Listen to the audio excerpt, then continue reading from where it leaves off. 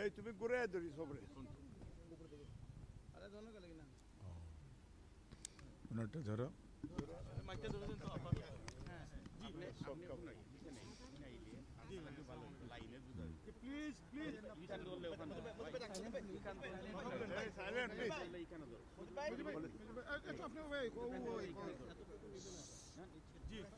ধন্যবাদ। আপনারা বাংলাদেশ জাতীয়তাবাদী দলের চেয়ারম্যান দেশনেত্রী বেগম খালেদা জিয়া, বিএনপির বাংলাদেশের সাবেক 3বারের প্রধানমন্ত্রী। দেশনেত্রী বেগম খালেদা জিয়া বাংলাদেশ জাতীয়তাবাদী দলের চেয়ারপারসন এবং বাংলাদেশের সাবেক 3বারের প্রধানমন্ত্রী গত 8 তারিখ থেকে লন্ডন ক্লিনিকে ওনার চিকিৎসার জন্য ভর্তি হয়েছেন এবং উনি এখানে প্রফেসর ডক্টর প্যাট্রিক কেনেডির অধীন চিকিৎসাধীন থাকা অবস্থায় ওনাকে এখানকার নেফ্রোলজির কনসালটেন্ট, হেপাটোলজি, গ্যাস্ট্রেন্টোলজি এবং লিভার ট্রান্সপ্ল্যান্ট ইন্টেন্সিভিস্ট সহ বিভিন্ন বিষয়ের চিকিৎসকরা ওনাকে প্রতিদিনই ওনার স্বাস্থ্য পরীক্ষা করছেন এবং সেই অনুযায়ী পরীক্ষার রিপোর্টের উপর ভিত্তি করে কিছু কিছু বায়োকেমিক্যাল টেস্টও করানো হয়। তার উপর ভিত্তি করে পরবর্তীতে ওনারা কিছু চিকিৎসার মধ্যেও বাংলাদেশের চিকিৎসা যা চলতেছিল তার সাথে সাথে পরিবর্তনও কিছু এনেছেন এবং ফিজিওথেরাপিস্টরাও অত্যন্ত দক্ষতার সঙ্গে তাদের কাজ করছেন, যার জন্য আর সবচেয়ে বড় কথা মনে রাখতে হবে, এতদিন উনি বাংলাদেশে যখন ছিলেন বাংলাদেশের 18 কোটি মানুষ ওনার সাথে ছিল, যেমন তেমনি ওনার সবচেয়ে নিকট আত্মীয় বলতে যা বোঝায়, অর্থাৎ ওনার যে বড় ছেলে অর্থাৎ ভারপ্রাপ্ত চেয়ারম্যান জনাব তারেক রহমান সাহেব ছিলেন না, ওনার স্ত্রী সহধর্মিণী ডক্টর জুবাইদা রহমান, ওনার নাতনিরা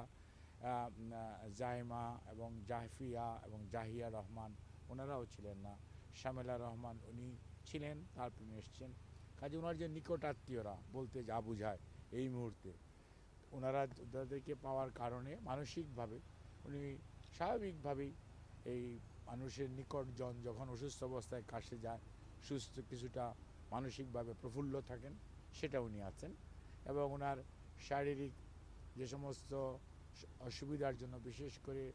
chronic liver disease, chronic kidney disease বা এবং হার্টের অ্যাসেসমেন্টগুলো এখনও কমপ্লিট হয় নাই, এটা শেষ হতে হতে প্রায় আগামী শুক্রবারের মতো সময় লেগে যেতে পারে। কাজে সব কিছু মিলিয়ে তারপরে ওনারা শুক্রবারের মধ্যে চেষ্টা করবেন যাতে একটা ওনার পরবর্তী চিকিৎসা সম্পর্কে একটা প্ল্যান করা যায়। এখন যেটা প্রয়োজন অতি দ্রুত বা অতি তাড়াতাড়ি যে সমস্ত পরিবর্তন আনা প্রয়োজন সেগুলো আনা হচ্ছে, বাট ওনার পরবর্তী চিকিৎসা যা কতটুকু প্রয়োজন বা কতটুকু লাগবে সেই সমস্ত বিষয়গুলো নিয়ে আমাদের চিকিৎসকরাও মেডিকেল বোর্ডের ওনার যে বাংলাদেশের মেম্বার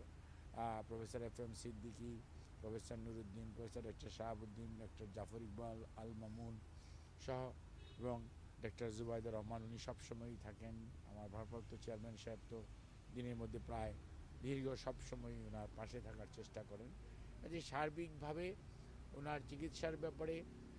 দেশবাসী যেমন উদ্বিগ্ন, ঠিক একইভাবে এখানকার চিকিৎসকরা অত্যন্ত নিষ্ঠার সঙ্গে হসপিটালের প্রত্যেকটা স্টাফ তারা কাজ করছে এবং এখানকার যারা বাঙালি কমিউনিটি আছে, বিশেষ করে বিএনপি ইউকের সভাপতি মালেক ভাই এবং আমাদের কয়সর ভাই সহ বিএনপি এবং অন্যান্য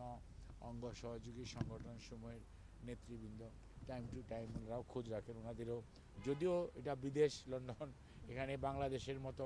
অনেক কিছুই করা সম্ভব নয়, সেটা মনে রাখতে হবে। তারপরেও সীমাবদ্ধতার মাঝেও আপনারাও যেমন অনেক সীমাবদ্ধতার মাঝে এখানে উপস্থিত থেকে শীতের মধ্যে কষ্ট করছেন দেশবাসীকে কিছুটা আপডেটেড নিউজ দেওয়ার জন্য,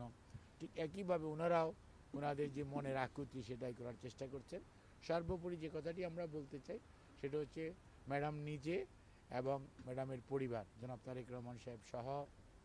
বাংলাদেশ জাতীয়তাবাদী দলের কেন্দ্রীয় নেতৃত্ব দেশবাসীর কাছে আপনাদের কাছে যেমন কৃতজ্ঞ এবং আপনাদের মাধ্যমে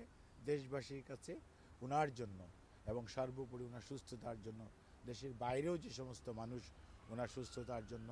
বিভিন্নভাবে আল্লাহ রাব্বুল আলামিনের সাহায্য চেয়েছেন, দোয়া করেছেন, সেই দোয়া চেয়েছেন যাতে উনি দ্রুত সুস্থ হয়ে উঠতে পারেন, সেজন্য আপনাদের সবাইকে অনুরোধ করেছেন এবং আপনাদেরকেও ধন্যবাদ জানিয়েছেন যে আপনারা কষ্ট করছেন। এবং আমরা যখন বলি যে শীতের মধ্যে ওনারা দাঁড়িয়ে আছে, তখন অনিচ্ছা সত্ত্বেও ঠিক আছে যাও মানে কথা বলতে বলে। অর্থাৎ উনি কিন্তু কখনোই নিজের শারীরিক অসুস্থতা মানুষকে প্রকাশ করেন নাই। আপনারা খেয়াল করে দেখবেন ওনার উপর অনেক অত্যাচার নির্যাতন হয়েছে, কিন্তু উনি সবসময় মানুষের কথা বলেছেন, নিজের কথা কখনো বলেন নাই। তারপর আপনারা কষ্ট করতেছেন শুনলে তখন হয়তো বলে ঠিক আছে যাও। তবে মনে রাখবেন ওনার জন্য সবাইকে কাছে উনি দোয়া চেয়েছেন। ধন্যবাদ সবাইকে।